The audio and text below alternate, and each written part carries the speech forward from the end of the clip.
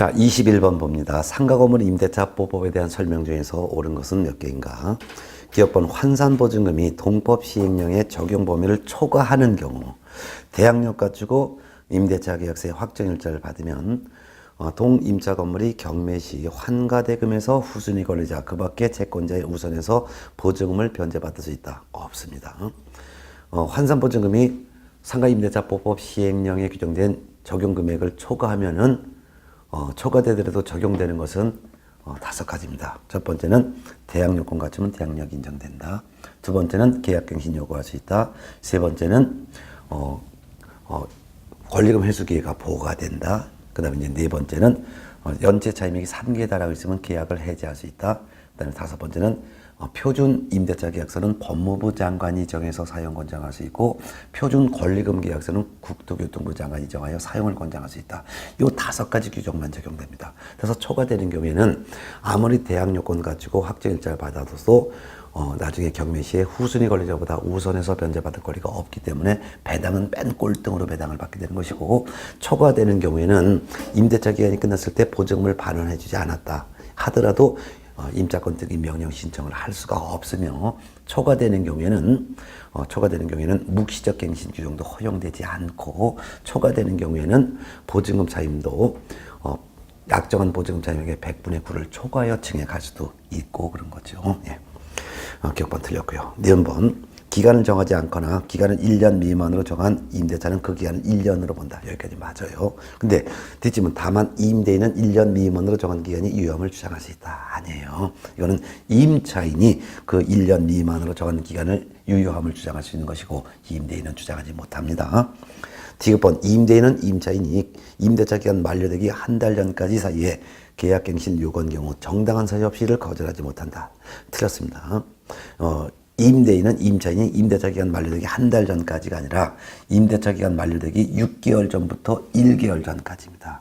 그 기간 사이에 갱신 요구했을 때 정당한 사유 없이 거절할 수 없습니다. 그럼 임차인이 계약갱신 요구할 수 있는 기간은 제한이 있다는 거예요. 임대차 기간 만료되기 6개월 전에서 한 달 전까지 요 사이에만 계약갱신 요구할 수 있고, 그 기간이 아닌 기간에는 계약갱신 요구 자체를 할 수가 없는 것입니다. 그래서 맞게 하려면 임대인은 임차인이 임대차 기간 만료되기 6개월 전부터 1개월 전까지라고 해야 됩니다.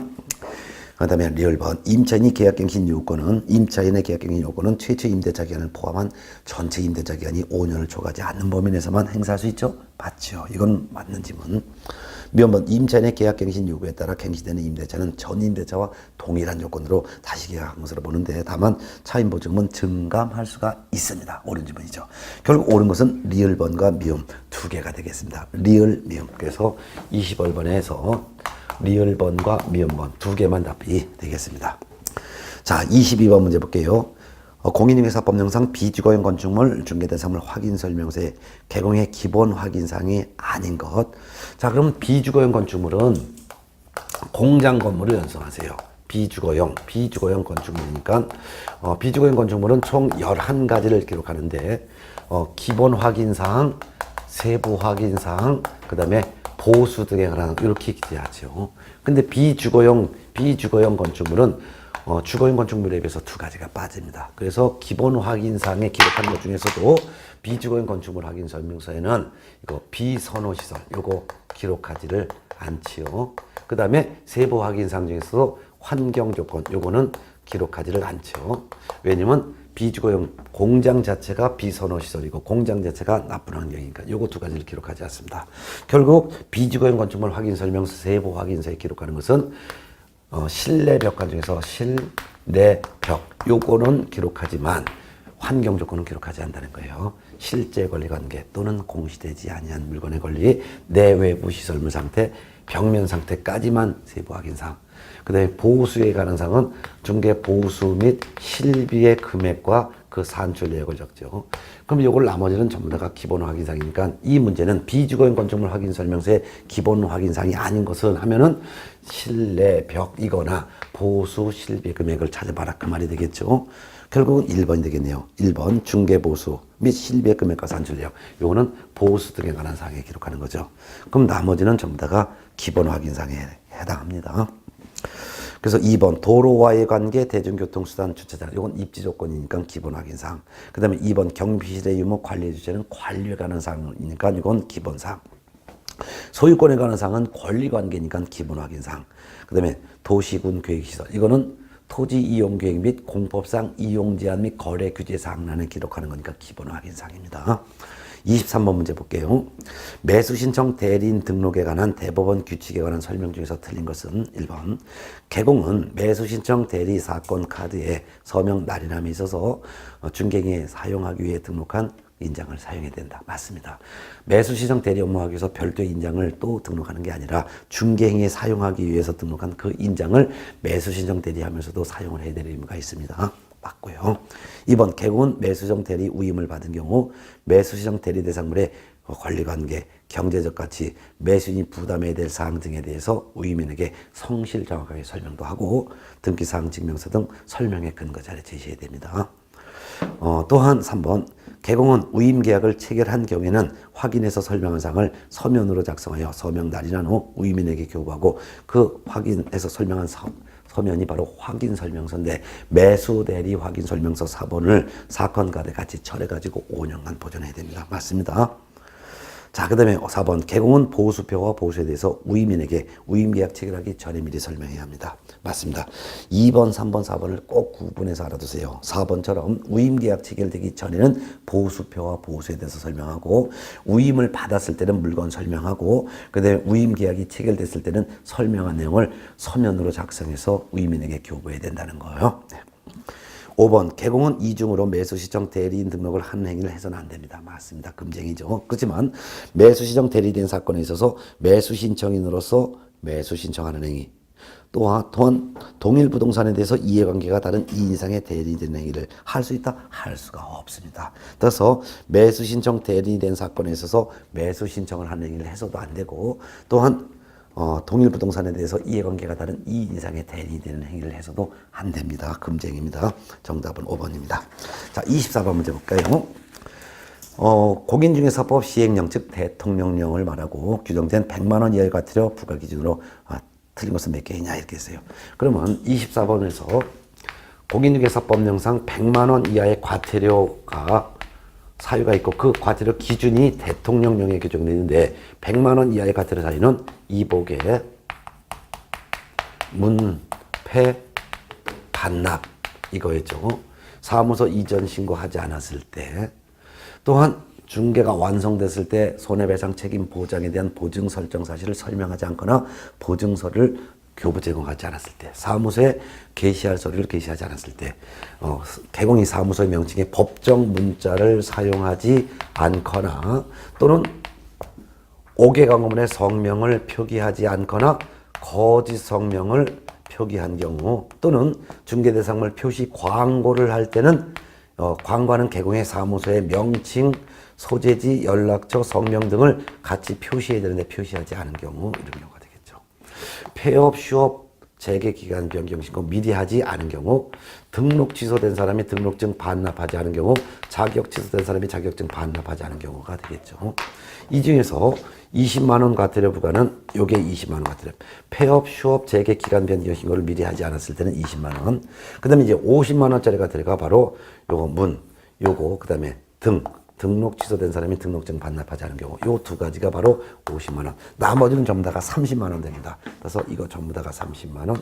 요것도 30만 원이 되는 거죠. 이게 외워 있으면 문제를 푸는 거예요. 자, 기억번 사무소 이전 신고하지 아니한 개공 30만 원 맞죠? 그 다음에 니은번 중개 완성 시 손해배상 책임 보장에 관한 사항을 설명하지 않거나 관계 증서에 관한 전자문서 등을 교부 제공하지 않았을 때 요거 30만 원 맞지요?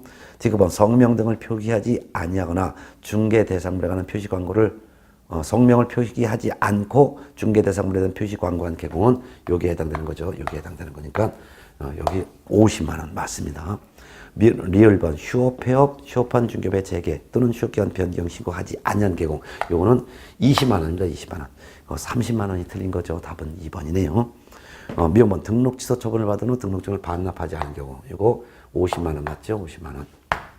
결국은 답은 리을번 요거 여기서 가서 보자. 그래서 등록 취소 처분 받은 경우에 등록증을 반납하지 않은 경우 50만 원이죠. 근데 여기는 30만 원이 했기 때문에 틀렸네요. 틀린 것은 결국은 리을번과 미음번 두 개가 틀렸습니다. 리을번 슈폐업 신고 위반했을 때는 30이 아니라 20만 원. 그 다음에 미음번 등록 취소 처분 받고 등록증 반납하지 않은 경우는 30만 원이 아니라 50만 원. 두 개가 되겠습니다. 자, 그 다음에 25번 문제 봅니다. 개공의 중개가 필요하거나 가능한 권리 또는 중개대상물로 틀린 항목이 들어있는 것을 모두 골라볼게요. 기업번 가압류된 건물은 중개대상물 되죠. 또한 소유권 보존 등기된 수목의 집단은 이건 임목인데 중개대상물 됩니다. 틀린 거 없어요. 니은번 법정사건의 이전 중개 가능하죠. 20톤 이상의 선박은 중개대상물 될 수가 없으니까 틀린 항목이 있습니다. 선박은 중개대상물 될 수 없죠.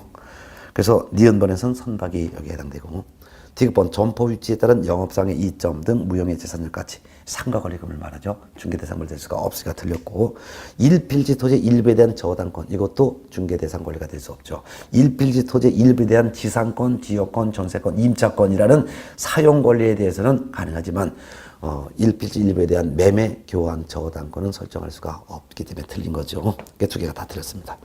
리얼번 분묘기지권 인정되는 임야는 중개대상물 됩니다. 분묘기지권은 중개대상 권리가 아니지만 분묘기지권이 인정되는 임야 자체는 중개대상물이 됩니다. 그 다음에 접도구역에 포함된 사유지도 중개대상물 됩니다. 틀린 거 없어요. 미음번 공장 및 광업재단 저당법에 따른 공장재단 중개대상물 됩니다. 그런데 광업재단에서 분리된 광업권은 중개대상물 될 수가 없기 때문에 틀렸죠. 결국 틀린 항목이 들어있는 것은 니은번에서 20톤 이상의 선박, 디귿번에서는 무형의 재산적 가치라는 상가권리금과 일필지 일부 토지에 대한 저당권 두 개가 다 틀렸고, 그 다음에 미음번에서는 광업재단에서 분리된 광업권이 되겠습니다. 니은, 디귿, 미음. 따라서 답은 3번이 되겠습니다. 26번 문제 볼까요? 공인중개사 자격시험에 관한 설명 중 옳은 것을 모두 고른 것은 1번 시험의 응시원서 접수 마감일 다음 날부터 7일 내에 접수를 취소한 자는 납입한 수술의 100분의 60 반환받을 수 있죠. 맞죠? 응시원서 접수기간 중에 취소하면 전부 반환받을 수 있고, 접수기간 끝나고 7일 내에 취소하면 60%를 반환받을 수 있고, 시험 시행일 10일 전까지 취소하면 50%를 반환받을 수가 있기 때문에 옳은 질문이죠. 니은번 시험 시행기관장은 시험에서 부정행위한 응시자에 대해서는 그 시험을 무효로 하고 그 처분이란 무효처분을 말합니다. 그 무효처분이 있을 날부터 3년간 응시자격을 정지한다? 아니죠. 5년간 응시자격 정지하죠. 이 경우 시험 시행기관장은 지체 없이 다른 시험 시행기관장에게 통보해야 합니다. 이건 맞아요. 그렇지만 틀린 것은 5년간 응시자격 정지합니다. 디귿번 공인중개사 자격이 취소되는 5년이 경과되지 아니한 자는 공인중개사가 될 수 없다. 5년이 아니라 3년이죠. 그 다음에 리얼번 자격증을 교부받은 자는 자격증을 잃어버리거나 못쓰게 된 경우에는 국토교통부령이 정하는 바에 따라 국토교통부 장관에게 재교부 시청할 수 있다. 아니죠. 자격증을 교부한 시도자에게 재교부 시청을 할 수가 있는 거죠. 네. 결국은 옳은 것은 기억번 하나밖에 없네요. 답은 1번입니다. 27번 봅니다. 중개사무소 개설 등록과 관련한 다음의 설명 중 틀린 것은 1번 건축물 대장에 기재가 된 건물이라 하더라도 건축법에서 정하는 중개사무소 용도에 합당한 건물 맞죠? 합당한 건물로 사용권을 확보해야지만 등록을 할 수가 있습니다. 맞습니다. 2번 외국에 주된 영업소를 둔 법인이 중개사무소 개설 등록을 하기 위해서는 등록 신청서에 상법상 외국회사 규정에 따른 영업소의 등기를 증명할 수 있는 서류를 이거 첨부해야 합니다. 맞습니다. 우리나라 법인 등록 신청할 때는 법인 등기상 증명서를 제출하지 않지만 외국에 주된 영업소를 둔 법인이 등록 신청할 때만 법인 등기상 증명서를 별도로 제출해야 된다 그 말이죠. 네. 3번 변호사가 부동산 중개업을 하기 위해서는 공인중개사법령에서 정한 등록 기준 이거 기준에 따라 등록을 해야 된다. 맞아요. 변호사가 아무리 중개업을 하려도 등록 기준을 갖춰서 등록을 해야 합니다.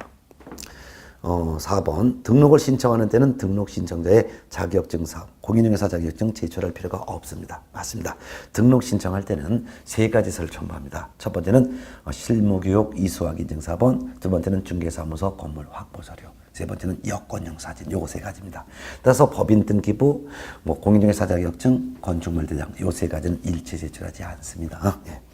다만 외국인은 결격사유에 해당하지 아니함을 증명하는 서류를 별도로 내야 되고 외국에 주된 영업소를 둔 법인은 영업소 등기를 증명하는 서류를 별도로 제출해야죠. 그리고 실무교육 이수증 사본은 실무교육 업무를 위탁받은 기관 단체가 등록관청이 전자적으로 확인할 수 있도록 조치한 경우에는 제출하지 않는다는 것도 같이 알아둬야 됩니다. 네. 그래서 4번도 맞고요. 5번 등록 신청을 받은 등록관청은 등록 신청인이 손해배상 책임을 보장하기 위한 업무 보증을 설정했는지 확인해야 된다. 아니죠. 업무 보증 설정은 등록이 된 후 업무 개시 전에 하는 것입니다. 그래서 등록증을 줄 때 보증 설정 여부를 확인하는 것이지 등록 신청을 받은 등록관청이 확인하는 것은 등록 기준을 갖췄는지를 확인하는 것입니다. 등록 기준에는 업무 보증 설정은 들어가지 않습니다. 정답은 5번.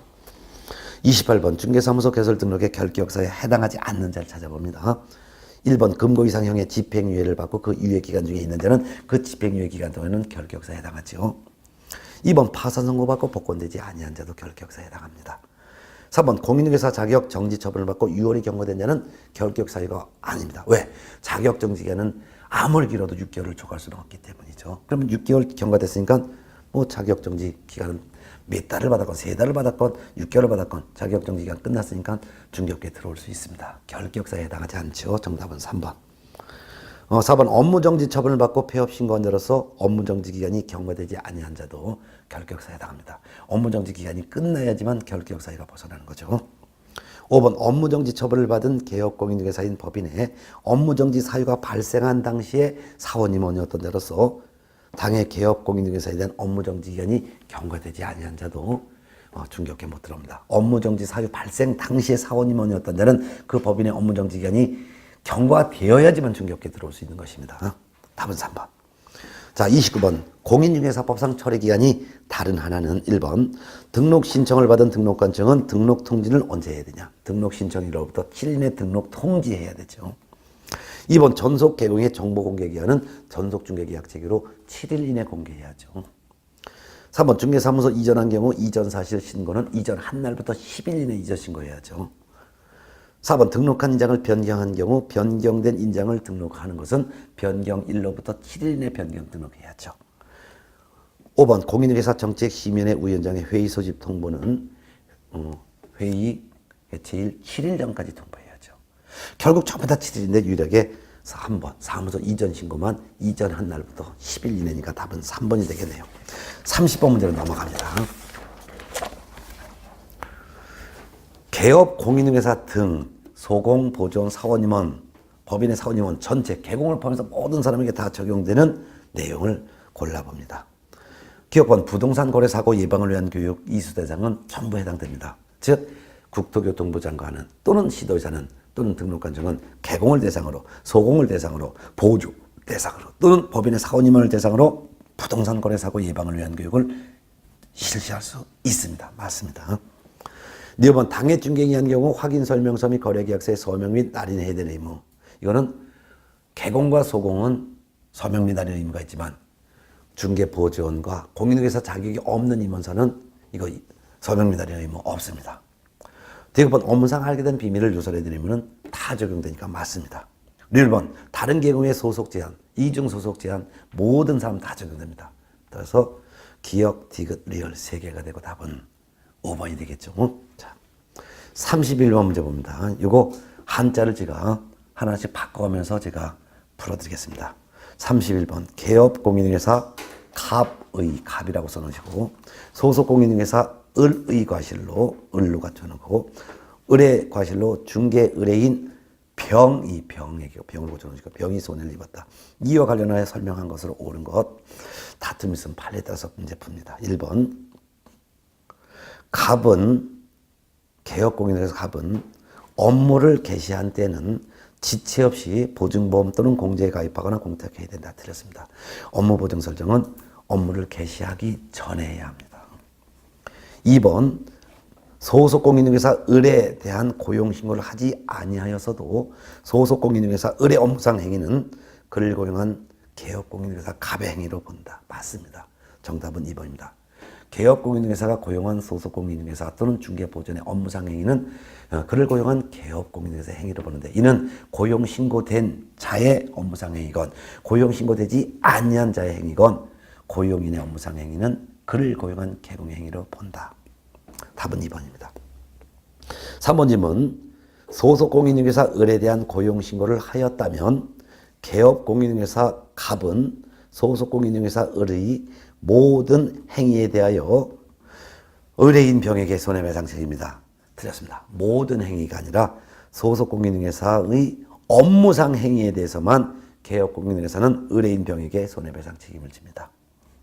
모든 행위가 아니라 업무상 행위. 4번 개업공인중개사 갑의 의뢰인 병에 대한 책임을 인정되는 경우 소속 공인중개사 을은 직접 의뢰인 병에게 손해배상 책임을 지지 않는다. 소속 공인중개사는 직접 중개행위를 한 사람이기 때문에 소속 공인중개사 을도 직접 의뢰인 병에게 대해서 손해배상 책임을 진다라고 해야 되겠죠. 그리고 개업 공인중개사는 소속 공인중개사 을과 연대 책임을 집니다. 그래서 행위자인 소속 공인중개사 을은 직접 의뢰인 병에게 손해배상 책임지고 소속 공인중개사 을을 고용한 개업 공인중개사 갑은 소속 공인중개사 을과 연대해서 손해배상 책임을 집니다. 5번 소속 공인중개사 을의 업무상 행위가 고의로 인한 경우 의뢰인 병에게 손해배상 책임을 이행한 공제사업자는 즉 공제금을 지급한 공제사업자는 그 말이에요. 개업공인중개사 갑에게 구상권을 행사할 수 없다. 구상권을 행사할 수 있습니다. 그리고 개업공인중개사 갑은 또 소속공인중개사 을에 대해서 구상권을 또 행사할 수 있습니다. 옳은 것은 2번이죠. 32번 봅니다. 개업공인중개사의 겸업 제한에 대한 설명 중 옳은 것 1번 개인인 개업공인중개사 즉 공인중개사인 개업공인중개사와 부칙이 6조 2항에 규정된 개업공인중개사를 말합니다. 원칙적으로 중개업 외에 업무를 겸업할 수 없다. 있습니다. 원칙적으로 겸업할 수 있습니다. 그 다음에 2번 법인인 개업공인중개사는 원칙적으로 이 법에 의한 업무 외에 업무를 겸업할 수는 없다. 맞습니다. 정답은 2번. 법인인 개업공인중개사는 중개업 외에 공인중개사법에 규정된 6가지 겸업, 관, 상, 기, 분, 소, 경만 할 수가 있습니다. 이를 위반하게 되면 법인인 개업공인중개사에 대해서 등록관청이 등록을 취소할 수 있습니다. 3번 법인인 개업공인중개사는 대법원 규칙이 정하는 요건을 갖춘 경우 법원에 등록하지 않고 경매대상 부동산에 대한 매수시정 대리를 할 수 있다? 없습니다. 법원에 등록을 해야지만 매수신청 대리 업무를 경매대상 부동산에 대한 매수시정 대리하려면 법원에 등록을 해야 되기 때문에 등록을 해야지만 경매대상 부동산에 대한 매수시정 대리를 할 수가 있습니다. 4번 공인중개사가 아닌 개업공인중개사는 결국은 공인중개사 자격이 없는 개업공인중개사니까 부칙 6조 2항에 규정된 개업공인사를 말하죠. 부개공은 법원에 등록하고 민사집행법에 따른 경매대상 부동산에 대한 매수시정 대리를 할 수 있다? 없습니다. 경매대상 부동산에 대한 권리분석 및 취득의 알선과 매수신청, 입찰신청의 대리는 법인인 개업공인중개사와 공인중개사인 개업공인중개사만 할 수 있습니다. 부개공은 할 수 없습니다. 5번 법인 및 공인중개사인 개업공인중개사는 법원에 등록을 하여야 경매대상 부동산에 대한 권리분석 및 취득의 알선을 할 수 있다? 아닙니다. 권리분석 및 취득의 알선은 별도로 법원에 등록하지 않고도 할 수 있습니다. 정답은 2번. 33번 문제 봅니다. 행정수수에 대한 내용이다. 틀린 것은 1번. 중개사무소의 휴업 신고 시에는 행정상의 수수료를 납부하지 않습니다. 맞습니다. 2번 거래정보사업자로 지정 신청할 때 행정상의 수수료 납부하지 않습니다. 맞아요. 3번 중개사무소 관할지역 밖으로 이전 신고 시에는 등록증 재교부에 준하여 수수료를 납부해야 된다. 맞습니다. 그 이유는 관할지역 외로 이전했으니까 종전의 등록증 반납하고 이전은 등록관청에 직인을 직인 새로운 등록증으로 재교부를 받아야 되기 때문에 이때는 수수료를 납부해야 됩니다. 4번 공인중개사 자격시험 업무를 위탁한 경우에는 업무를 위탁한 자가 결정 공고하는 수수료를 납부해야 된다? 아니죠. 업무를 위탁받은 자가 위탁한 자의 승인을 얻어서 결정 공고하는 수수료를 납부해야 될 것입니다. 틀린 거 다 4번. 5번 분사무소 설치 신고할 때는 지자체 조례에 따라 수수료를 납부해야 된다. 맞죠? 지자체 조례에서 정하는 수수료 납부하는 거 7가지를 다 외워두셔야 합니다. 첫 번째는 시험 응시할 때, 두 번째는 자격증 재교부 신청할 때, 세 번째는 등록 신청할 때, 네 번째는 등록증 재교부 신청할 때, 다섯 번째는 분사무소 설치 신고할 때, 여섯 번째는 신고필증 재교부 신청할 때, 마지막 7번째는 관할지역 외 지역으로 사무소 이전하여 이전 신고할 때. 이 7가지는 조례에서 정하는 수수료를 납부합니다. 그 외에는 납부하지 않습니다. 정답은 4번 나왔죠. 34번 문제 봅니다. 공인중개사 법령에 관한 설명 중 틀린 것은 1번 가설 건축물 대장에 기재된 건물로 이전했다. 이게 바로 등록 기준 미달이죠. 그러면 등록을 취소할 수 있다. 옳은 지문이죠. 2번 개업공인중개사인 법인이 분사무소를 다른 시군구 지역으로 이전한 때는 10일 이내 이전 후 분사무소 소재지를 관할하는 시군구청장에게 신고해야 된다. 들었습니다. 분사무소는 같은 시군구 지역으로 이전했건 다른 시군구 지역으로 이전했건 이전한 날부터 10일 이내 주된 사무소 소재지를 관할하는 시군구청장에게 이전 신고해야 됩니다. 정답은 2번. 3번 주된 사무소가 경기도 성남시 분당구에 있는 법인인 개업공인중개사는 성남시 중원구에 분사무소를 둘 수 있다. 맞습니다. 분사무소는 어느 시에 구가 있다면 각 구마다 분사무소를 하나씩 둘 수가 있습니다. 4번 개업공인중개사인 법인이 해산한 경우에는 폐업 신고할 필요가 없습니다. 맞습니다. 왜? 폐업 신고할 필요가 없는 것은 개업공인중개사가 사망했거나 또는 법인 개업회사가 해산되면 사망 해산 즉시 등록의 효력이 상실됐기 때문이죠. 그러니까 별도로 폐업 신고할 필요가 없는 것이죠. 5번 취업 신고한 개업공인중개사는 취업 사실을 출입문 등 외부에 표시할 의무가 없습니다. 맞습니다. 참고적으로 매수신청 대리 등록한 법개공이나 공개공이 매수신청 대리업에 대한 휴업을 했어도 이것도 출입문에 표시할 의무도 없습니다. 근데 업무정지에서는 중개업에 대한 업무정지 받았을 때도 출입문에 업무정지 받은 사실을 표시할 의무는 없지만 매수시정 대리업에서는 업무정지 받았을 때는 업무정지 받은 사실을 출입문에 표시해야 됩니다. 이런 차이점도 같이 알아두세요. 정답은 2번이죠. 그 다음에 35번 토지중개대상물 확인설명서 작성할 때 개업공인중개사의 기본 확인사항이 아닌 것은 자 토지중개대상물 확인설명서는 자 이게 35번 문제인가요? 네. 토지중개대상물 확인설명서에는 총 9가지를 기록합니다.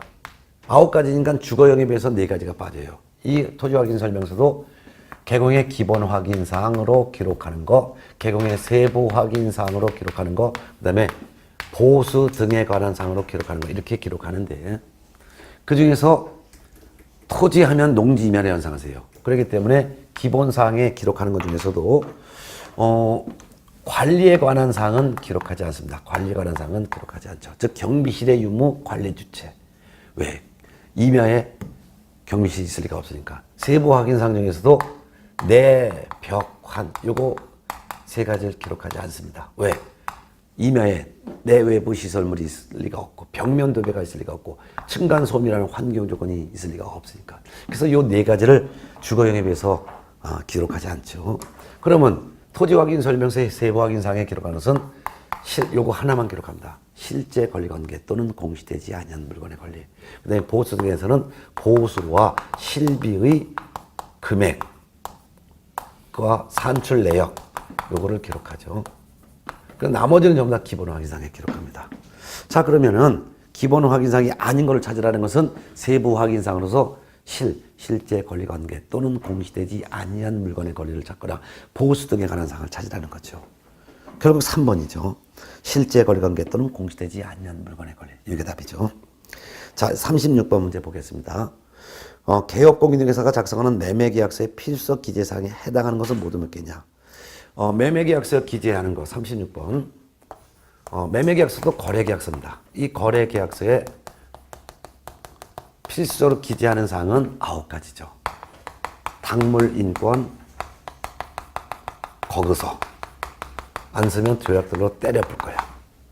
당사자의 인적사항, 물건의 표시, 물건의 인도시, 권리절의 내용, 거래 금액, 계약 금액, 지급일시 등 지급에 관한 사항, 그 밖의 약정사항, 그 밖의 약정사항이라는 것은 특약을 한 사항에서는 특약사항을 기록하라 그 말이죠. 선은 확인설명서 교부일자, 그 다음에 계약의 조건이나 기한이 있을 땐 조건기한, 야근 계약일자 요거였죠. 자 그러면 기억번, 거래 당사자 인적사항 여기 해당되는 거 맞죠? 그 다음에 니은번, 공법상 이용제한 및 거래 규제에 관한 사항 여기 없죠. 그 다음에 디귿번, 매도인의 하자담보 책임 배제특약. 매도인이 하자담보 책임지지 않겠다는 배제특약은 요거 그 밖의 약정사항이죠. 기록하는 거 맞습니다. 릴번, 중개보수 및 실비의 금액과 산출 내역 없어요. 그 다음에 미음번, 중개대상물 확인설명서 교부일자. 요거 기록하는 거 맞죠? 그럼 결국은 하나, 둘, 3개가 되겠습니다. 기억번, 디귿번, 미음번. 기억, 디귿번, 미음번. 3개가 되겠습니다. 답은 3번이네요. 자, 37번 문제 넘어갈까요? 공인중개사 법령상 협회 관한 설명 중 틀린 거 찾아봅니다. 1번 협회 설립 및 인가 신청에 관하여 필요한 사항은 대통령령으로 정하도록 되어 있습니다. 맞고. 2번 협회는 개공의 손해배상 책임을 보장하기 위해서 공제사업을 해야 한다. 아니죠. 공제사업을 할 수 있는 것이지 꼭 해야 될 의무는 없습니다. 답은 2번입니다.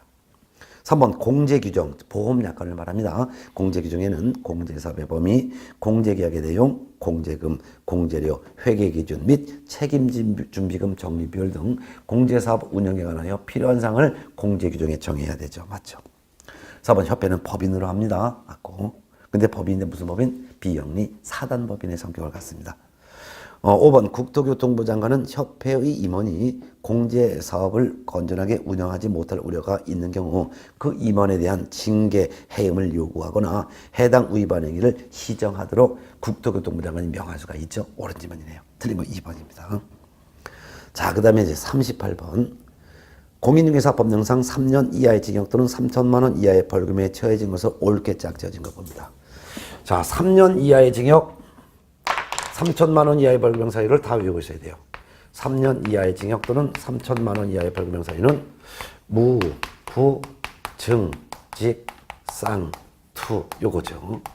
그중에서 이 네 가지는 하지 말아야 될 금지 행위에 해당하는 건데, 무, 중개사무소 개설 등록하지 않고 중개업을 영위한 자, 즉 무등록 중개업을 한 자. 부는 거짓 그 밖에 부정한 방법으로 등록을 한 자예요. 주의할 것은 거짓 그 밖에 부정한 방법으로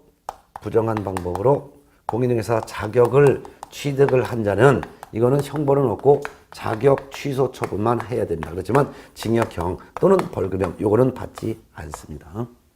또한 거짓 그 밖에 부정한 방법으로 거래정보사업자로 지정을 받은 자는 이거는 거래정보사업자 지정이 취소될 수가 있을 뿐입니다. 그렇지만 징역형이나 또는 벌금형 요거는 받지 않죠. 그럼 부정한 방법에서는 형벌을 받는 경우는 요겁니다. 거짓 그 밖에 부정한 방법으로 등록을 한 자는 이 사람은 등록을 취소하여야 하고 뿐만 아니라 3년 이하의 징역 또는 3천만 원 이하의 벌금에 처벌받는 거죠. 네.